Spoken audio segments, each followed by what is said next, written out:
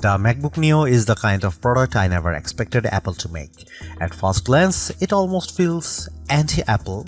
For years, the cheapest MacBooks have usually started at $999 aside from older models like the MacBook Air M1, which sometimes dropped as low as $699 during sales. But the MacBook Neo starts at just $599 for education users. That is a massive $500 less than the new MacBook Air M5. A price hike that should raise a lot of concerns, and honestly it does. But after spending time testing the MacBook Neo, I can say this clearly, it is the most complete laptop I have ever used under $600. It also beats every Windows laptop in its class, and it outclasses most Chromebooks too. For $599 you get a strong aluminum body, a bright and colorful 500 nit display, and a surprisingly fast A18 Pro chip that handles everyday tasks with ease. Web browsing, video playback, casual gaming, and day-to-day productivity all feel smooth. On top of that, the side speakers are far better than you would expect at this price.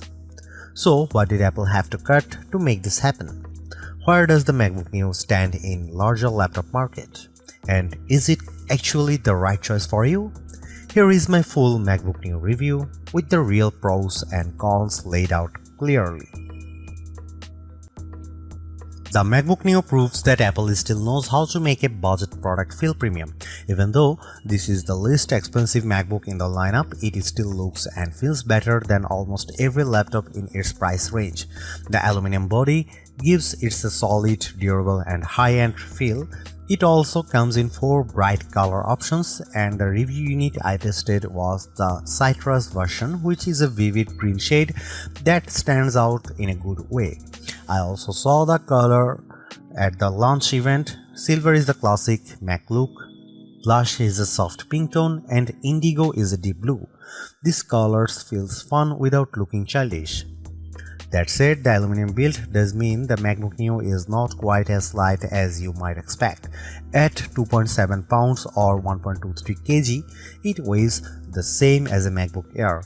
That is still portable, but students carrying it around all day may notice the weight.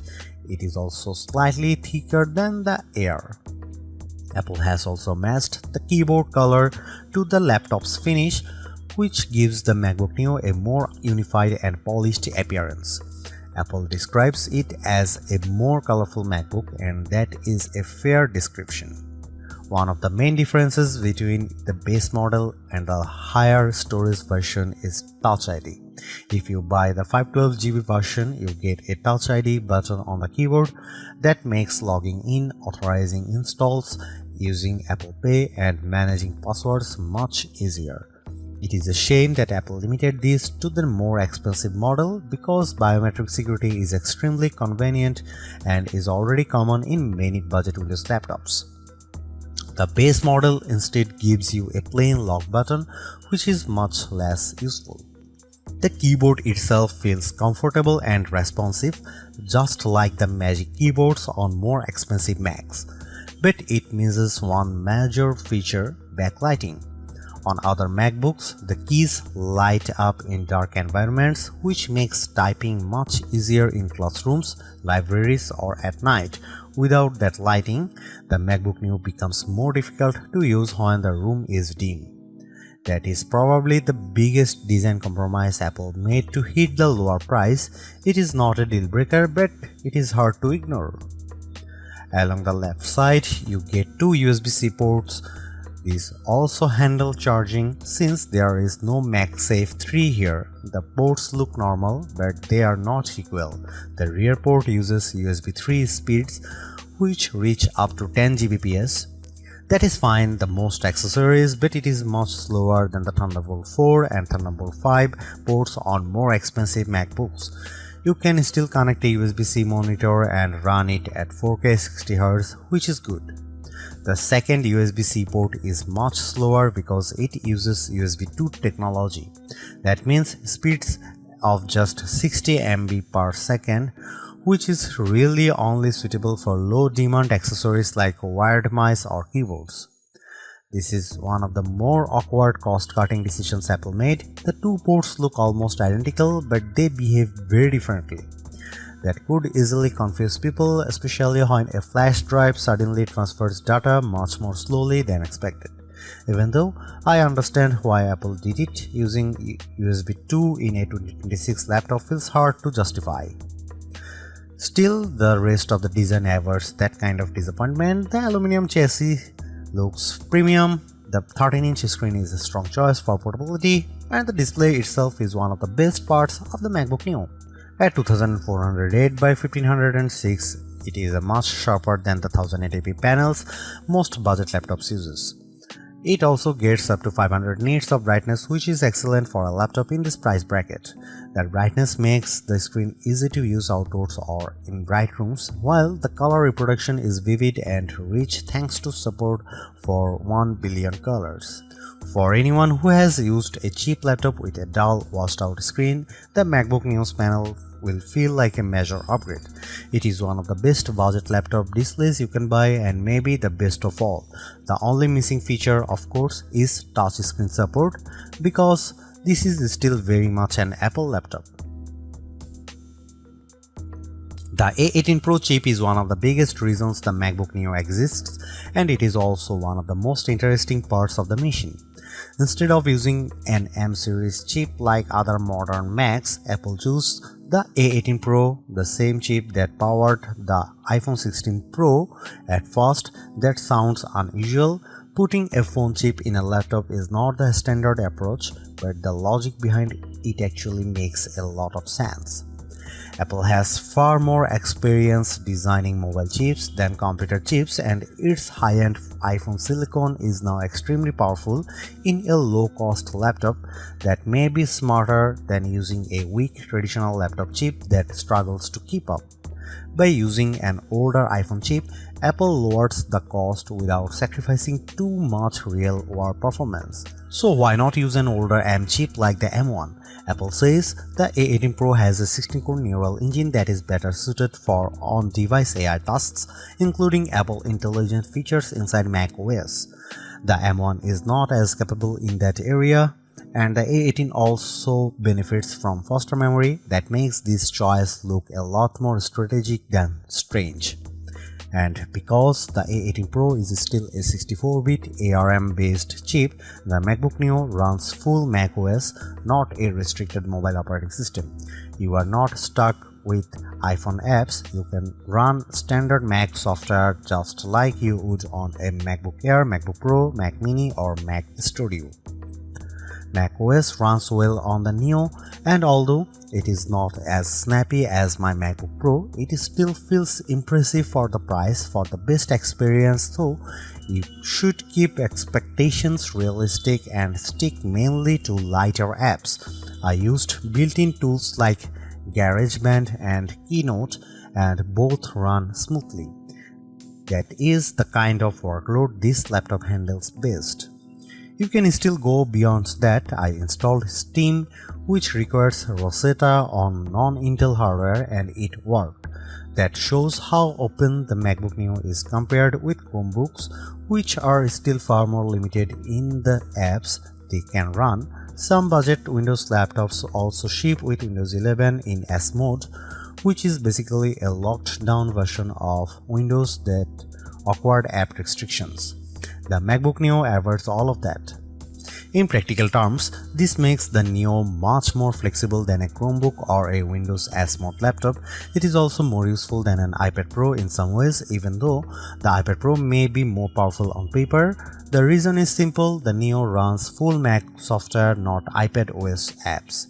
Apple's ecosystem features also work here. You can mirror your iPhone, drag and drop files, make calls, send messages, share your clipboard, and use an iPad as a secondary display.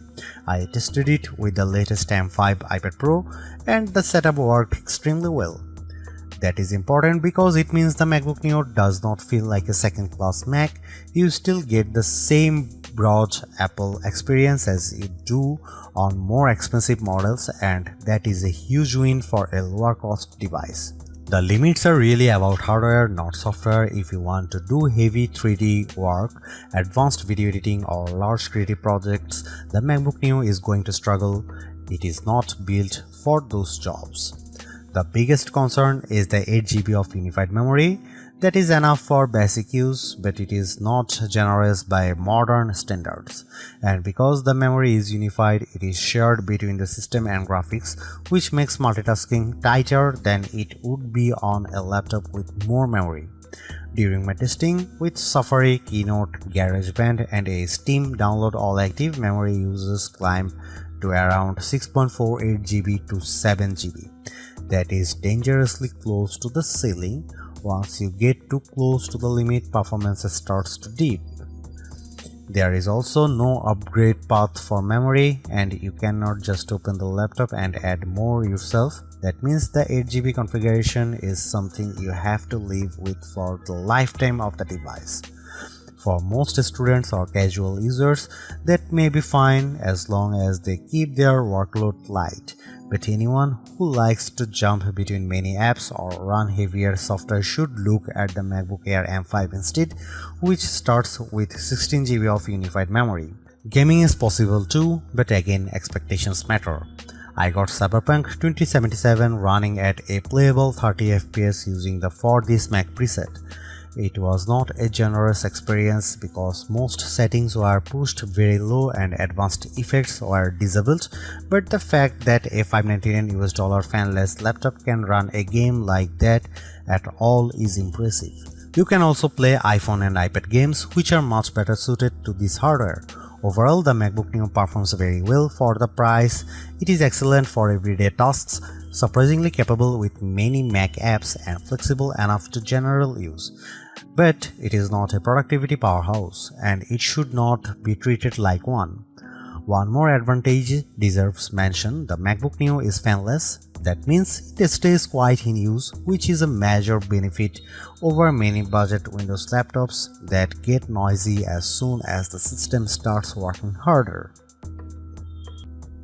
The MacBook Neo is the best budget laptop you can buy right now.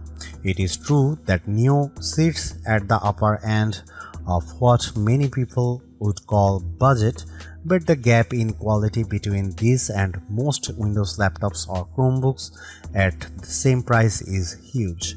The design is premium, the display is excellent, the speakers are surprisingly strong, and the performance is more than good enough for day-to-day work.